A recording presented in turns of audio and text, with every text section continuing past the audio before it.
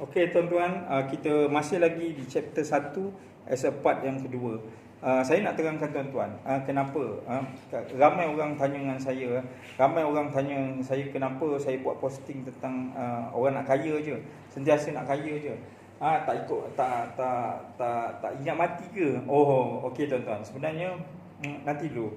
Sabar. Kalau tuan-tuan nak jadi pemain bola yang baik, tuan-tuan kena main bola dengan orang yang lebih baik. Kalau tuan-tuan nak jadi pensyarah, tuan-tuan kena bersama dengan orang yang ilmuwan. Tapi kalau tuan-tuan nak jadi seorang usahawan, tuan-tuan kena cari orang-orang yang sama-sama positif as a bercerita tentang usahawan. Tuan-tuan cuba tanya dengan diri tuan-tuan, siapa yang tuan-tuan kenal sekarang? Siapa kawan-kawan yang baik dengan tuan-tuan sekarang? Dan sebab itu tuan-tuan, maksudnya kalau kita nak cuba buat perniagaan tapi tak jadi. Sebab apa? Kawan kita, diri kita pada hari ini adalah siapa kita yang kita kawal 5 tahun yang lepas. Dan siapa kita pada hari 5 tahun yang akan datang adalah siapa yang kita kawan pada hari ini, tuan-tuan. Jadi tak salah sebenarnya untuk jadi kaya. Tak salah. Sebenarnya kaya ini adalah sebahagian daripada hobi. Seperti apa yang tuan-tuan suka. Misalnya tuan-tuan suka memancing, ataupun tuan-tuan suka menyiram membela haiwan, ataupun tuan-tuan suka main bola sepak, Manchester United, Liverpool, Chelsea. So sama juga. Macam mana kita fanatik. Kalau misalnya contoh Liverpool, orang boleh tahu pemain-pemainnya berapa orang, pemain itu main apa, sayap apa, isteri dia, berapa orang anak dia, sampai tuan-tuan nak pakai beli baju pun dia tahu dah orang tu ataupun penyerang tu, orang yang diagungkan itu adalah daripada mana, maksudnya asal daripada mana dan yang lain-lain. Sama juga dengan tuan-tuan pergi memancing. Isteri kita lah yang paling marah sekali. Kenapa pula nak pergi memancing? Pergi berjam-jam, sampai 4 jam, 5 jam, pergi sana berpanas, kan? Dapat ikannya pun belum tentu, tuan-tuan. Maksudnya, tapi tuan-tuan tahu tali tangsi apa yang paling baik, bata kail yang paling baik, dekat mana yang sebenarnya paling banyak ikan. Tuan-tuan tahu jenis-jenis bot untuk pergi. Sama juga dengan kekayaan ni, tuan-tuan. Dia hanyalah minat. Dia hanyalah orang kata, tak salah untuk menjadi seorang kaya. Dan tuan-tuan perlu pupuk minat itu untuk kaya, untuk meniaga. Sebab apa? Dalam Islam pun sendiri kita perlukan kekayaan supaya, kalau kita tak kaya, macam mana kita nak pergi ke Mekah? Kalau kita tak kaya, macam mana kita nak tolong orang, bayarkan zakat? Macam mana kita tak kaya? Rukun iman pun sendiri, rukun Islam pun kita tak dapat nak tunaikan kalau kita tidak kaya. So tuan-tuan, tukar persepsi tentang kekayaan. Sebab apa? Ramai orang terlalu banyak menonton movie daripada P. Ramlee. Kalau tuan-tuan ingat tak, cerita P. Ramlee daripada A sampai ke Z, misalnya plot dia sama aja. Zaman sekarang, zaman dulu sama aja, cuma dulu hitam putih, sekarang dah warna.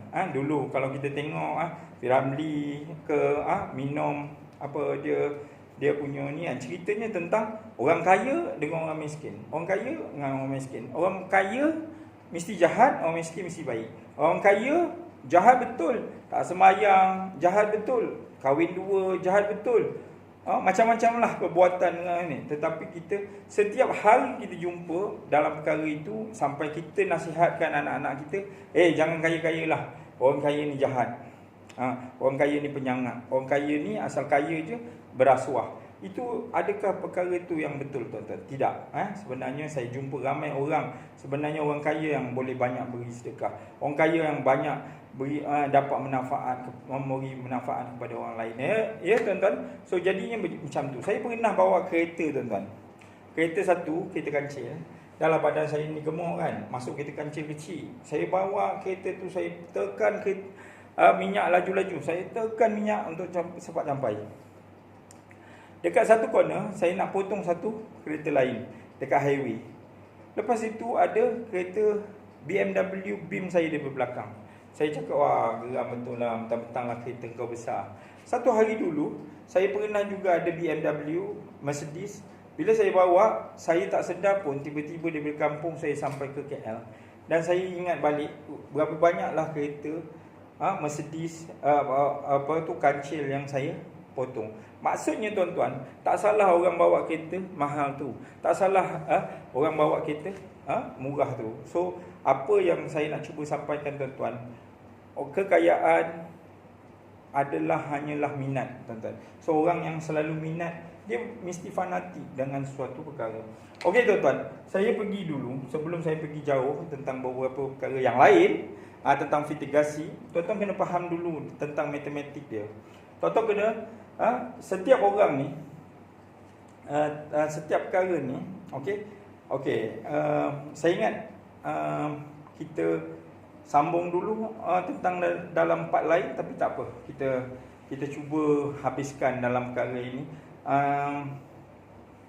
Yang pertama tuan-tuan,